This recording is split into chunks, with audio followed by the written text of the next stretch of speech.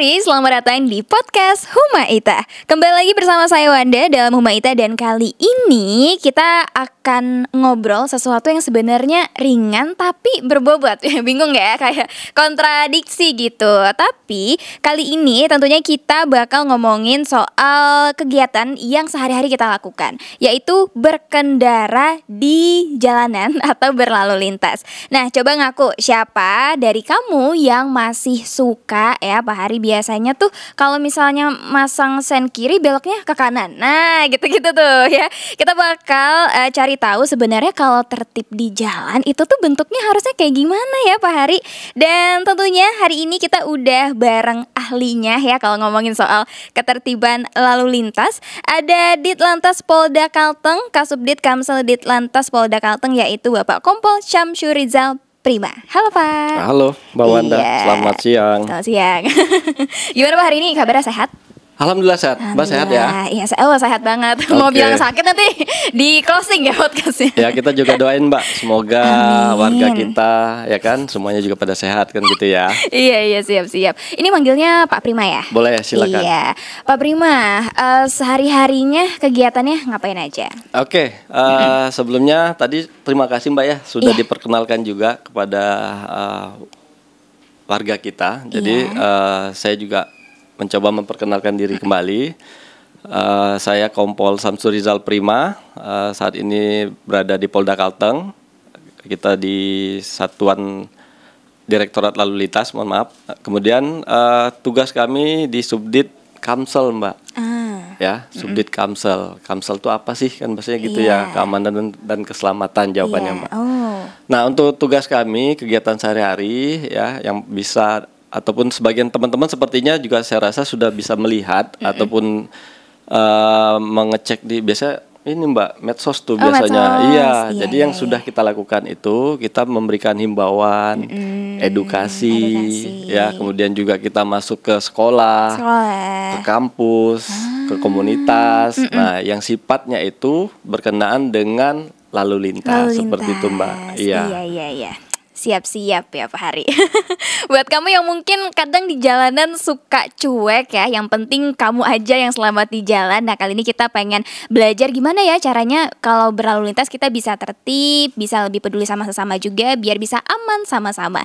Dan tentunya kita juga siap membongkar fakta-fakta menarik yang mungkin selama ini kita salah kaprah ya Pak Hari. Tapi sebelumnya Pak Prima, ada satu pertanyaan yang mungkin fundamental banget untuk obrolan kita hari ini. Nah, apa hubungannya nih Pak antara ketertiban berlalu lintas dan juga visi Indonesia Emas 2045? Karena kalau selama ini kan udah ngeliatnya Indonesia Emas 2045 itu selalu soal kesiapan pemuda untuk di masa depan. Nah, jadi hubungannya sama lalu lintas gimana nih? Oke, wah agak berat juga ya pertanyaannya ya.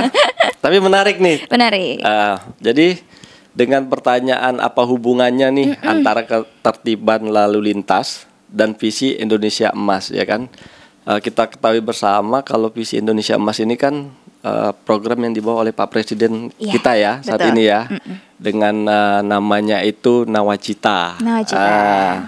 Jadi Nawacita itu kalau kita perhatikan Mbak, itu ada poin keempat Mbak itu. Nah di poin keempat itu dia berbunyi memperkuat pembangunan sumber daya manusia.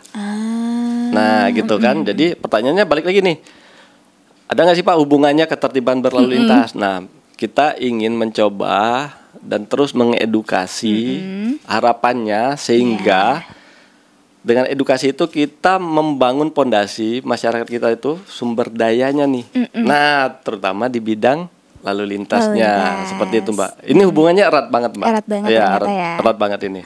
Oke.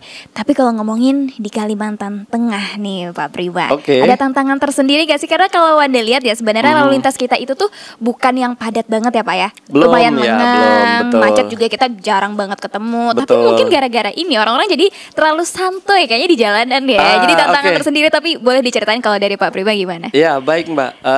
Kalau berbicara untuk Kalimantan Tengah ya, jadi kalau saya tidak salah, saya pernah lihat di sosial media, kalau nggak salah itu YouTube, kita dapat predikat ibu kota provinsi nomor 4 tersepi. Tersepi, betul, sepakat. Ya, tersepi. Ketebak sih. Ya, tersepi. Iya. Nah, ini mempunyai keuntungan dan juga kerugian. Betul. Nah, keuntungannya apa? Jadi jumlah kendaraan dan jumlah pengendara yang ada di jalan itu juga belum ramai. Ya, betul. itu sebenarnya keuntungan. Tapi akan menjadi kerugian apabila pondasinya tidak dibangun dari sekarang. Nah, itu dia. Ya, berkenaan dengan tertibnya, berkenaan mungkin juga dengan etika berlalu lintasnya, seperti itu, Mbak. Ya, jadi itu sebagai pengantar. Nah, kemudian ada kalau pertanyaannya lagi misalnya tantangannya gimana nih Pak, kan gitu. Jadi tantangannya saya rasa sih hampir di seluruh dunia ataupun Indonesia ataupun Kalimantan Tengah nih, yang paling fondasi itu adalah tentang dari mindset dulu, Mbak. Mindset ya. Ya, mindset dari setiap orang ya. Setiap orang. Jadi apakah sudah tertanamkan untuk kesadaran tertib dari dirinya, atau tertib itu karena ketakutan? Nah, ini kita harus bedakan dulu. Betul. Karena kita kan pengennya membangun budaya tertibnya, bukan karena takut, tapi karena kesadarannya. Seperti itu, Mbak. Itu dia ya. Berarti memang kesadarannya ya, awareness dari masyarakat Kalimantan Tengah nih, gimana sih caranya kita harus bangun gitu, bukan karena ada razia di depan sana tiba-tiba cari helm ya. Bener. Pakailah helm ya Pak Hari. Tapi kalau ngomongin soal lalu lintas Kalimantan Tengah tuh, Wanda tuh punya experience sih, Pak Prima. Jadi di mana Wanda kan karena lengang ya, jam 6 pagi tuh waktu itu Wanda tuh ngerasa ketika berangkat ke kampus tuh lengang banget. Jadi kita nggak ngerasa harus waspada atau gimana. Tapi ternyata ujiannya ada di kucing Pak yang tiba-tiba nyebrang ini kan. Aduh, kucing ya. Aduh, kita udah safety banget nih ya, udah hati-hati banget ngelihat dan jaga jarak. Tiba-tiba kucing nyebrang. Wah, itu Anda kepleset akhirnya Pak. Jadi jatuh dari motor. Iya, kita juga turut bersedih ya. Iya, adanya insiden itu ya. Tapi begini, kalau berbicara itu kan semacam case atau pengalaman pribadi ya, yang pernah terjadi di jalan raya. Jadi kalau berbicara jalan raya, nah ini jalan raya ini adalah ruang publik. Ruang publik. Jadi di situ siapapun orang bisa ketemu dengan misinya yang berbeda-beda, urgensinya yang juga berbeda-beda, tingkat pendidikannya berbeda, sukunya berbeda, usianya berbeda. Nah, jadi butuh kesadaran dari semua orang yang ada di ruang publik itu. Baik itu pengemudi, baik roda 2, roda 4 ataupun yang jalan kaki. Nah, tapi kalau kembali lagi ke kucingnya, nanti kita akan berikan edukasi mungkin ya. Nah, tapi begini ya. Tapi begini, jadi ketika kita berjalan raya, menggunakan jalan raya, walaupun jalannya senggang, ini perlu dari pengemudi sebagai kontrolnya, ya, karena sudah ada regulasi yang berbicara tentang batas kecepatan dalam kota. Kemudian juga alangkah baiknya itu mungkin sebelum berjalan itu, kalau kita dari Ditlantas itu kita punya 3S bahasanya, Mbak. Oh, 3S. Oke, yang pertama Pak. Yang pertama siap pengemudi. Siap pengemudi ya. Yang kedua itu siap kendaraannya. Yang ketiga siap mematuhi peraturan yang berlaku. Nah, ini hal ini pun juga saya juga masih sering lalai nih. Jadi saya sambil mengingatkan diri saya. Mengingatkan diri sendiri ya. Oke, kita kulik boleh sedikit? Iya, boleh. 3S-nya ya. Boleh. Siap pengemudi artinya ketika hendak berkendara, ya kan? Nah, kita pastikan kita tuh fit, Mbak. Itu dia. Ya. Saya kayaknya waktu itu agak-agak microslip sih, Pak. Itu ada microslip, kemudian ada memang ngantuk beneran. Ada yang misalnya habis minum obat, itu juga menciptakan efek ngantuk kan? Atau yang paling tidak boleh mengemudi dalam keadaan mabuk atau di bawah alkohol. Nah, itu juga tidak boleh. Nggak boleh. Ya, artinya kita bertanggung jawab untuk diri kita dan orang lain nih. Betul. Jadi pengemudinya harus ready, harus siap dulu. Yang kedua kita ngomong kendaraannya ya. Kalau mau jalan, dicek gak kendaraannya atau langsung colokin kunci langsung gas. Wah, saya kayaknya tipe yang kedua. Ya, nah itu juga sering terabaikan. Jadi alangkah baiknya kita himbau nih kepada warga kita, kepada masyarakat kita, sebelum berkendara alangkah baiknya kendaraannya dicek dulu. Mau Dicek motor, dulu. mau mobil dicek dulu. Tapi yang dicek apa aja, Pak? Nah, itu pertanyaannya luar biasa. Iya, iya. Yang pertama tentu kita mengecek fungsi yang ada di kendaraan itu berfungsi tidak, ya kan? Atau contohnya sederhana gini deh, lampu sennya nyala nggak? Oh, Atau itu dia. putus, nah, bisa gitu ya. kan? Atau misalnya klaksonnya nyala nggak? Kondisi bannya bagaimana? Ya kan? Pengen buru-buru, pengen jalan, bannya bocor, susah dong. Nggak bisa. Jadi yang seperti itu ya. Jadi hal-hal seperti itu akan memastikan atau akan mempermudah kita dalam berkendara sehingga kita aman nih, bisa nyampe ke satu titik nih. Nah, seperti itu. Oke. Yang terakhir, yang paling krusial, yaitu siap mematuhi peraturan. Ya. Jadi kita kembali ingatkan, jalan raya adalah ruang publik. Jadi bukan hanya untuk ego kita sendiri. Betul. Kita punya tanggung jawab untuk diri kita dan orang lain yang berada di ruang publik tersebut. Gitu, Mbak. Itu dia Pak Hari ya. Buat kamu-kamu yang malas servis motor yang mungkin udah tahu remnya blong tapi masih dipakai ya. Bener. Aduh, parah nih. Terus kayak biasanya kalau malam itu kan lampu belakangnya wajib banget ya hidup, Pak. Itu serem banget tuh biasanya. Wanda juga sering ketemu orang-orang kayak gitu. Jadi atau bahkan nggak pakai lampu depan. Nah, tapi pakai senter di kepala ya. Ya, itu juga membahayakan. Siapa itu? Itu membahayakan. Ya. Oh iya betul.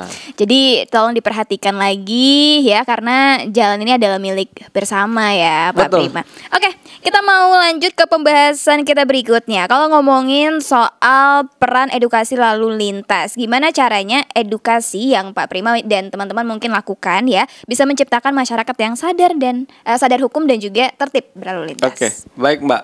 Jadi kalau misalnya kita berbicara tentang edukasi kemudian lalu lintas, jadi ini bukan hanya Kalimantan Tengah. Iya, betul. Se-Indonesia, ya kan? Korlantas itu juga terus mendengungkan ini. Jadi ini nanti terjadinya di tingkat ibu kota negara, kemudian turun ke provinsi, turun ke kabupaten, sampai ke desa-desa nih bahasanya. Ya, programnya banyak Mbak. Program ini banyak sekali. Tapi kalau kita ngambil yang mungkin sederhana, ya kan, yang apa namanya, mungkin juga beberapa warga kita itu bisa lihat itu, kayak misalnya Polantas menyapa. Menyapa ini kan banyak nih konteksnya ya. Mulai dari misalnya ngopi bareng komunitas. Kan kita kan tahu nih, misalnya di wilayah Kalimantan Tengah tuh banyak komunitas. Ada roda 2, ada roda 4, roda 2 terbagi lagi, roda 4 terbagi lagi. Nah, dengan harapan kita datang ke komunitas, kita edukasikan. Nah, kita udah menciptakan nih Mbak, calon-calon pelopor keselamatan berlalu lintas nih. Ya kan, kalau contohnya satu komunitas ada 15 orang, paling tidak 15 orang ini dia sudah bisa mengamankan dirinya dan orang di sekitarnya. Nah, gitu tuh. Nah, itu satu. Kemudian ada yang namanya Police Go to School. Jadi kita datang ke sekolah-sekolah mulai dari TK sampai SMA. TK ya? Iya, sampai SMA. Beda-beda tuh Pak metodenya yang diajarkan. Intinya sama, tapi treatmentnya yang berbeda. Ya, karena audiensnya beda ya. Betul. Nah, kemudian kita juga ada Police Go to Campus. Ya kan? Nah, kan kembali lagi nih, kita kan mau menciptakan generasi emas nih. Betul. Nah, kita kasihkan pengetahuannya, kita pastikan nanti warga kita itu dengan tertib di jalan raya itu menciptakan keselamatan, Mbak. Jadi buat cita-citanya bisa tercapai nantinya, kan seperti itu ya. Nah, itu dia. Oke. Betul. Itu penting.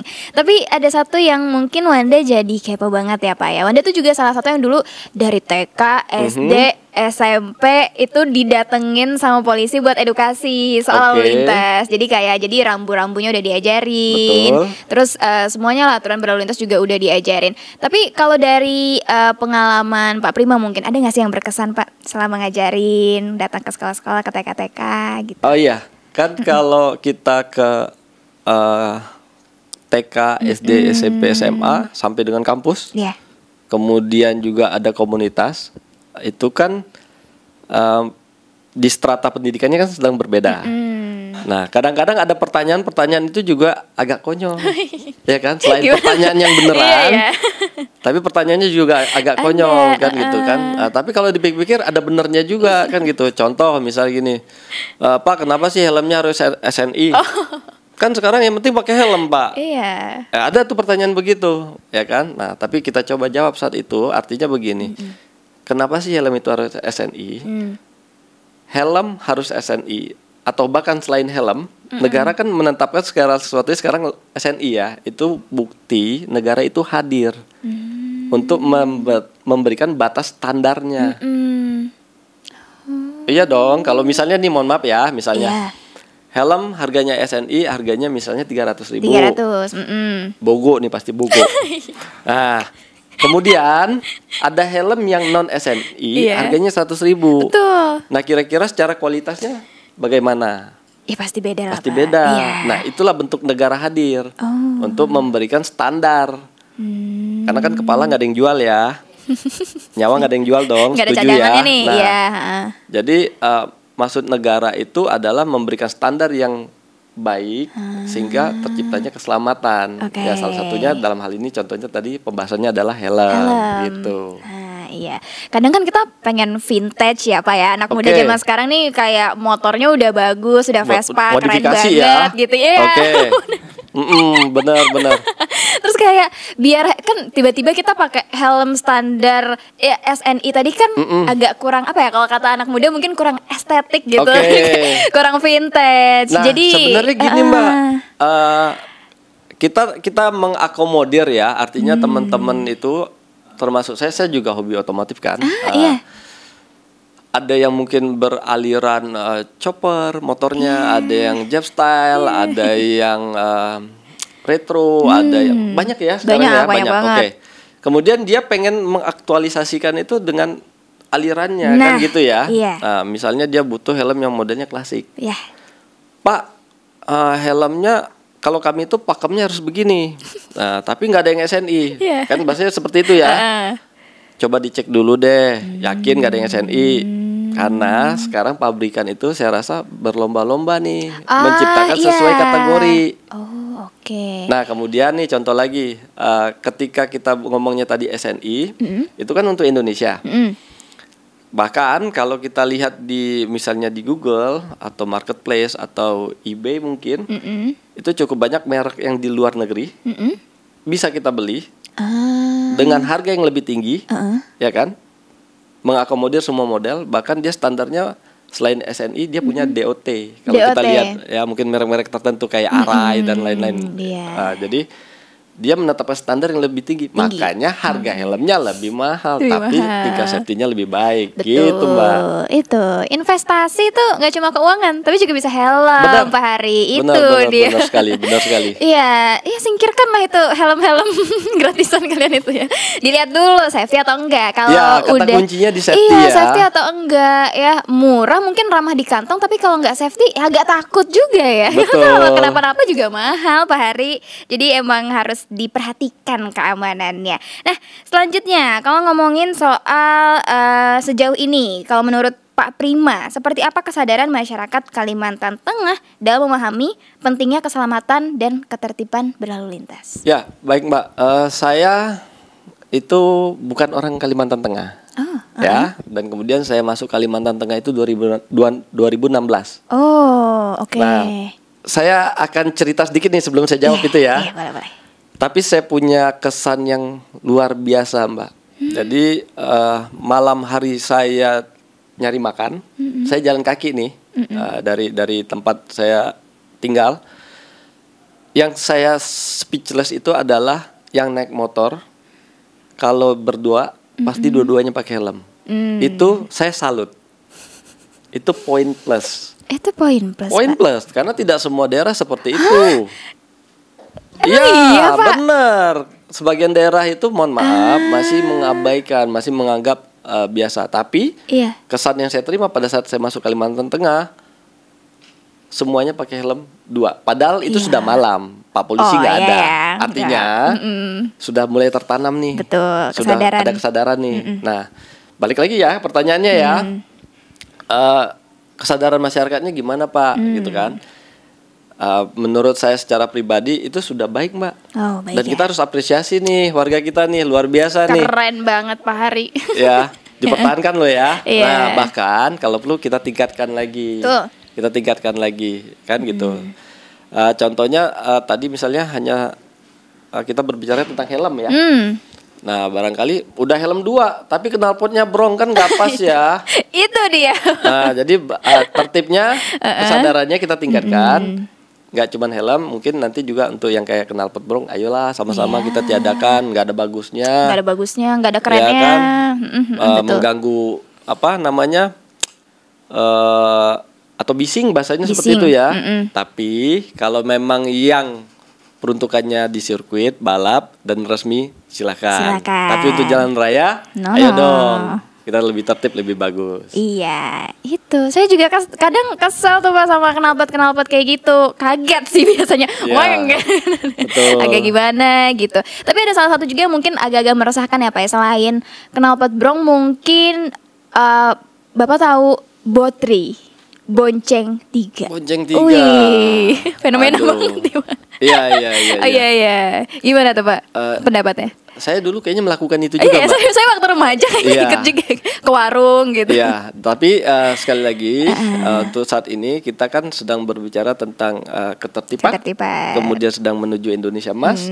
Jadi untuk mungkin mohon maaf budaya-budaya yang sudah tidak relevan, alangkah baiknya kita tinggalkan. Karena kita akan berbicara tentang safety di sini. Betul. Ya kan, sudah diukur bahwasanya kendaraan sepeda motor, kita nggak ngomong yang roda 3 ya. Roda 2 itu kapasitas maksimalnya hanya 2 orang. Kan gitu. Kalau misalnya Pak, kan saya nggak sengaja ketemu teman, kebetulan satu arah mau pulang nih Pak, nggak tega, ya mungkin bisa dicarikan teman yang lain, numpang di sana, atau mungkin menggunakan roda 4 misalnya. Nah jadi atau temannya diantar dulu satu, kemudian balik lagi. Jadi banyak cara kok saya rasa. Banyak cara ya. Dan kita minta untuk tidak menggampangkan segala sesuatu yang efeknya itu nanti ke ini Mbak, keselamatan. Nah ya kita harus aware di situ. Betul. Iya, itu dia yang paling penting. Tapi Pak, kalau Wanda tuh punya dulu tuh waktu kecil tuh udah takut Pak sama polisi. Nggak tahu kenapa auranya tuh menakutkan banget. Jadi kayak padahal Wanda juga kalau TK kan kita masih masih mungkin belum berkendara juga. Jadi kita nggak bisa dikenakan hukum. Kita mau melanggar apa gitu di lalu lintas. Tapi takut banget, takut dirazia. Nah nggak tahu kenapa, mungkin karena memang citra polisi ini penegak hukum ya Pak ya. Jadi kita agak takut gimana gitu. Nah tapi ini justru jadi pertanyaan yang menarik. Gimana cara Pak Prima bisa menegakkan hukum yang tetap humanis biar masyarakat itu juga bisa welcome gitu Pak, bisa senang gitu diajarin. Iya, menarik Mbak. Karena memang polisi terkesan tuh garang gitu ya. Angker gitu ya. Atau bahasanya itu Pak polisi itu kayaknya cuman buat marah-marah doang. Nah, jadi kita perlu luruskan di sini Mbak. Jadi secara kegiatan kepolisian, ya kan, itu baik dari Sabang sampai Merauke, bahasanya seperti itu. Jadi kita bagi deh 3 kategori Mbak. Kategori pertama itu namanya ada yang sifatnya preemptif, preventif, kemudian represif. Nah, represifnya masuk di nomor 3 nih. Nomor 3. Terkadang, mohon maaf ya, masyarakat hanya mengingat di represifnya doang, padahal represif ini paling akhir Mbak kegiatannya, paling akhir gitu. Jadi harapannya apa, kita nggak perlu represif kalau poin yang pertama itu preemptifnya itu bisa diterima masyarakat, preventifnya bisa masyarakat. Pak Prima bingung nih bahasanya berat banget. Boleh dong dijelasin? Boleh. Iya, boleh. Preemptif itu apa sih Pak Prima? Oke, preemptif itu kegiatan yang kita lakukan itu yang paling gampang deh kita ya. Kita langsung kasih contoh ya. Yang kayak tadi tuh yang saya masuk atau kami masuk ke sekolah, masuk ke komunitas, edukasi. Kita beri himbauan, sosialisasi, edukasi. Nah itu preemptif tuh Pak. Jadi di awal nih, ini paling awal nih kita mainnya. Sudah dikasih himbauan, sudah dikasih sosialisasi. Apalagi Pak yang dilakukan Pak Polisi? Namanya preventif Mbak, kita cegah nih.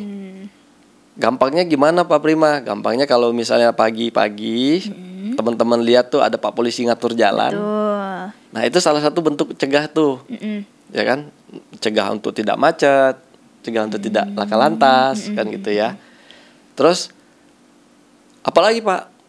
Pernah lihat mobil patroli kan? Pernah. Nah jadi dia berpatroli Mbak, dia melakukan patroli itu. Nah patroli itu juga sudah ada rutenya, sudah ada sasarannya, lokasinya di mana aja yang rawan, misalnya baik itu rawan macet ataupun rawan kecelakaan. Betul.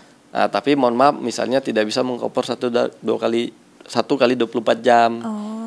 Ya kan? Gitu. Tapi tetap loh dilakukan untuk patroli. Nah, seperti itu. Baru nih kalau udah disosialisasiin, udah dicegah, masih bandel Masih juga. aja gitu ya. Nah, baru kita masuk ke represif. Represif. Ya, kemudian represif sendiri, Mbak, kalau kita berbicara tentang lalu lintas, kan identik tilang ya. Iya, betul. Dan tilang pun udah poin paling terakhir. Jadi nggak serta-merta nih. Jadi ada yang kita namanya teguran secara lisan, atau di teguran tertulis, atau mungkin pernah lihat nggak? Mungkin disuruh nyanyi Indonesia Raya. Pernah lihat? Iya. Apakah itu tilang?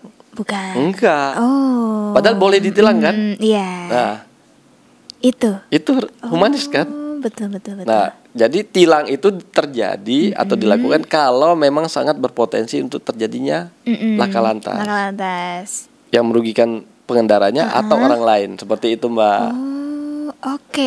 Jadi nggak serta merta tilang iya, ya. Iya, nggak yang tiba-tiba gitu ya. Iya, seperti itu. Iya, lagi mungkin buat orang dewasa kayaknya di era sekarang tiba-tiba nggak pakai helm di jalan raya juga kenapa gitu ya, itu kayak agak cari ribut ya, Ayo dong, kita tertib iya, dong. mungkin dia tiba-tiba kayak nih polisi nih nilang-nilang, ya emang salah Anda gitu ya mungkin. Ya. Jadi ayolah kita pahami bersama ya tata tertib berlalu lintas gitu. Tapi mungkin terakhir nih buat Pak Prima, apa pesannya atau ajakan mungkin untuk masyarakat di Kalimantan Tengah, khususnya generasi muda, supaya bisa lebih peduli dan juga aktif jaga ketertiban lalu lintas demi itu tadi terwujudnya Indonesia Emas. Ya, Silakan. baik, Mbak.